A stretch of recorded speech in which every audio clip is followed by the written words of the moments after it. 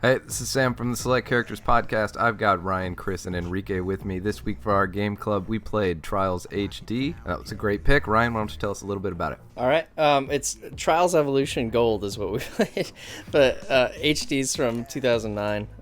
But yeah, so what this game is, it's a platformer, I guess. What would you call it? Like a bike tilt game? Is there an official term for that? I guess that's fair. I don't know if it has a defined genre, but that seems pretty close. Well, for those who don't know, Trials Evolution is a game you're on a dirt bike and you have to go through all these obstacle courses in kind of a platformer style, and all you have to do is adjust the speed of your bike and adjust the tilt of your bike, and it's really similar to like a game you'd play on your phone, but it looks way better, obviously, and it's a much bigger game than what you would find on a phone. But yeah, so how did you guys enjoy it? It's great, man. I love this game. I played the other one back on the Xbox, and it was cool to see that all those levels were in here again. So, I mean, it's still just as fun as it always was. The only sort of hang-up for me was that medals system. Yeah. That made the progression a little slow. I think that game's at its best when you're just trying to get to the next checkpoint. Yeah. That's when I have the most fun, not trying to beat a track in a certain amount of time to get a gold medal or whatever. Yeah, it's got a lot of arbitrary,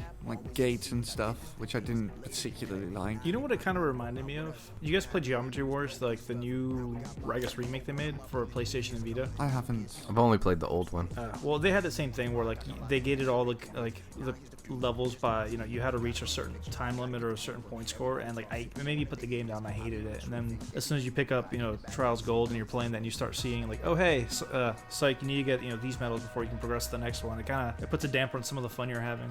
Yeah, I got real frustrated with what's the first milestone you have to hit? It's like 21 medals. Yeah, I think so. The first event you have to get 21 medals, 21, 22. Yeah, I had 20, and I was trying to get my 21st from, I don't know if you guys played it, but it's a level with, like, the skis, and you have to get as many points. That is so hard. That was a bitch. I was having such a hard time with it, and I ended up getting my 21st medal in some other, like, easy track, but I don't know. I think it's kind of cool how that game, it's like, it gets you so mad at it that you're adamant about beating that level, and I couldn't stop. Like, I spent, like, 3 hours playing that one level because I was trying to beat it, and I never did. You have to get 1,250 points on that one, and I got 1,223. So close. Yeah. I saw all the warehouse levels were in there, and I just wanted to play Inferno again, because I remember playing that one back in the day, and I wanted to see if I still had the chops, and it was like, you need 195 medals, and I'm like, fine. So I got to get on that medal grind, Although, like, Ryan brought up an interesting point, though, because that's one thing I did like about the game, because I feel like a lot of games, it's really hard to strike that balance between what's frustrating but use it as a motivation versus what's just plain frustrating makes you want to quit. And I think because of like the entry point for Trials is so easy, because like you said, it's basic. It's a basic gameplay element. It's just you control your speed up and down, and you control the angle, and that's all you really need. So on the surface, it seems like it's a really simple game to kind of get a hold of, but it's so difficult to master that when you get to those that gated content, when you're maybe like 30 points off of what you need, and you get frustrated, but because it feels like it's so simple to get into it, and it feels like it's so easy for you to just get that much more, like it keeps you coming back and playing over and over again. Yeah, it's deceptively complex, that game. Yeah, and it's like I get stuck on stuff in the levels, and I can't stop because I'm thinking to myself, a lot of people have done this. A lot of people have beat this level, and if they can do it, I can do it too. And it like gets me caught on the dumbest obstacles where like I'm probably attacking it the entirely wrong way, but I'm gonna keep doing it over and over and over. Yeah, and like you'll sit there for like an hour doing it over and over again on the same exact level. Yeah. I remember I think I was playing, was it like the airship level, I guess? Where, like there's like those crates hanging like in midair. Mm-hmm. And my girlfriend will walk by and she's like, "Are you still on that level?" I'm like, shut up, I'm playing. That's awesome. Yeah, did you guys get to do any of the like the player created maps or community created? I didn't mess around with those. I was mostly just trying to get back to Inferno, and I didn't even make it that far. I think I got my A license, and that was all I had time for. But I'll probably go back and attack it again. Yeah, I'm going to try and finish that game. Although I've got Trials Fusion on PlayStation 4, and there's just a point in those games where I just give up, because it can get really frustrating, and for some levels, especially the later ones, sometimes you're trying 20, 30, sometimes 40 times to get through a certain bit in a certain level, and after a while that just gets annoying, to me at least. Sometimes you gotta walk away for a second. Yeah. But I just, actually, now that you mention it, I think that's the disconnect for me, because that game has two different challenges, right? It's got the get to the next checkpoint, and then it's got the beat the track in the right time with the lowest number of faults. And that's the problem, is that resetting between checkpoints is instant, but resetting an entire track puts you on another 3, 2, 1 countdown, and that's a huge bummer. And I'm not even complaining that 3 seconds is a really long time. It's just that compared to the instant checkpoint reset, it feels like an eternity. It's instant if you get the button before the end splash screen pops up. If you hit the, I don't know, it's the start button or whatever to send you back, it'll be instant. But you have about half a second gap of time between crashing and that splash screen that you have to press that button, or else you get sent back to the 3, 2, 1. Yeah. Did they explain that anywhere, or did you just kind of find that out by just trial and error? I just found that out through messing up on the same obstacle 1,000 times. I wonder why they wouldn't let players know about that. Yeah, I don't know. That was just kind of a bummer for me. Like I said, man, that game is the best when you're just trying to do those small little bits, checkpoint to checkpoint, and it's just like a fucking nightmare. That's my favorite part of that game. Getting the checkpoints feels really good though, because every checkpoint you get feels like a genuine accomplishment. Yeah, it does. The game's very good at getting the checkpoints rewarding. Or when you slide in through one way over tilted, and pop the green before you smash your head on something.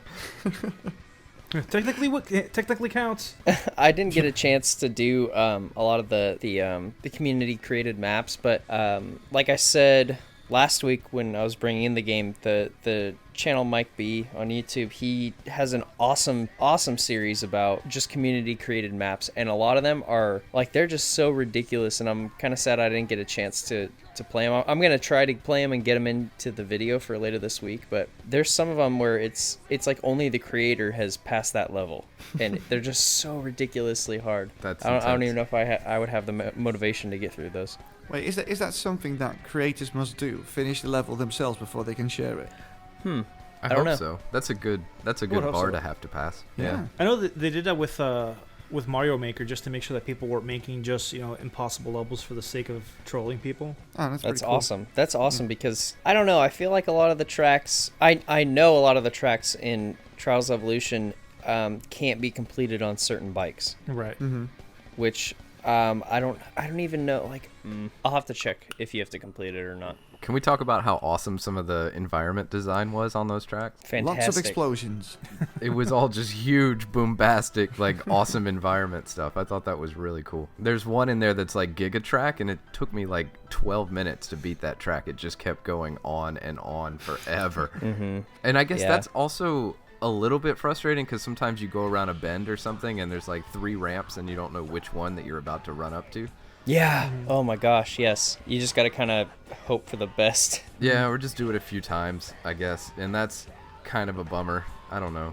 But it's not the worst thing in the world, but it's definitely something that I noticed as I was playing through those. Mm-hmm. It's that trial and error element that you have to the game. I mean, it's pretty cool that you have to learn all the tracks in order to beat them, to get the perfect score, but sometimes it's just a bit too trial and error, too much. Yeah, I want to be able to beat the track and then pump my fist in the air. I don't want there to be another challenge after that. I don't want to have to do it better. I just want to feel really good about beating it the first time, which is how I felt about Inferno on the first one. Yeah, but like you said though, sometimes you just win by sheer dumb luck, and nothing's ever going to replicate that kind of victory feeling you get from that. Yeah. Plus, it really feels good to finish a level and see your rider just crash into some object that explodes. Did you guys see that link that I posted about all the secret secret codes and stuff in that game? Yep, and like this, you Yes. can unlock secret levels and everything. Yeah, there's like secret levels, and then like there was this whole long quest chain that like led people to a waveform and a website. And they had to do like binary analysis, and there were little Jeez. treasure chests hidden across the globe in these disparate locations. And then so they got all that together and pieced it all together, and then the secret's gonna be revealed under the Eiffel Tower in like 100 years or something like that. What? Yeah, and the creator like swears by it. They're like, yeah, there will be somebody there under the Eiffel Tower in 100 years, but until that point, we'll never know the final like conclusion to whatever the secret is that's buried inside this game. That's pretty cool. Yeah, it's extremely cool, right? Wow. Did you guys were you able to do any of the multiplayer? No. I didn't even know that was in there. What is that? Yeah, they added it especially for this version, didn't they? Yeah, I think so. It's just like a split screen version, and you play tracks where there's like multiple tracks, and you can just play with your friends, and it's pretty fun.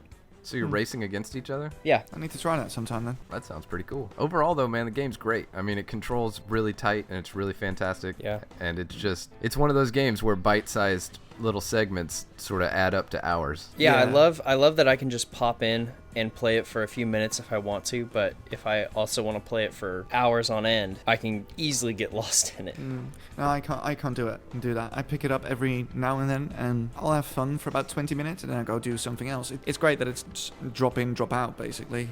I don't know, man. For me, like that game was kind of like Sid Meier's, where it masters that one more turn kind of mentality perfectly. Yes. It does. true. Oh my gosh, there were so many times. I mean, and I think we talked about it briefly, like in a previous podcast episode. But, like, you know, we talked about like that whole like why you kind of want to keep playing over and over again. It's a mix between that ease of access, where like the barrier of entry is so low because the controls are so simple, how quick the reset time is, and how relatively short the levels are, that you almost trick yourself going into like just one more turn, just one more turn, just one more turn, and immediately, you know, like the instant gratification part of you is thinking like, oh, it'll only be like 2-3 minutes on this, and that 2-3 minutes, it's fine. But then you realize that they add up to like 2, 3, or 4 hours later. Yeah, it's a good time. I think that it worked against this game that I played Trials Fusion before, because I think that one mechanically is a lot more polished, with you know, kind of obvious. It's the installment that came after Evolution. But that does not mean that Evolution is a worse game. It's not, just less polished. And I don't know, I like the setting of Fusion more. But this one it's still a good game, regardless of that, any of that. At its core, it's still mechanically pretty strong. I agree. Yeah, I think it was a great game. I'm glad you guys enjoyed it. Yeah, good pick. Good pick. Sure did. All right, so that was Game Club for this week. And for next week, if you want to find out what we're playing, feel free to tune into the podcast, which you can find by clicking the annotation on this video here. And send us your thoughts. Selectcharacters@gmail.com. Join in on the Game Club. Let us know what you think. And we'll be back next week.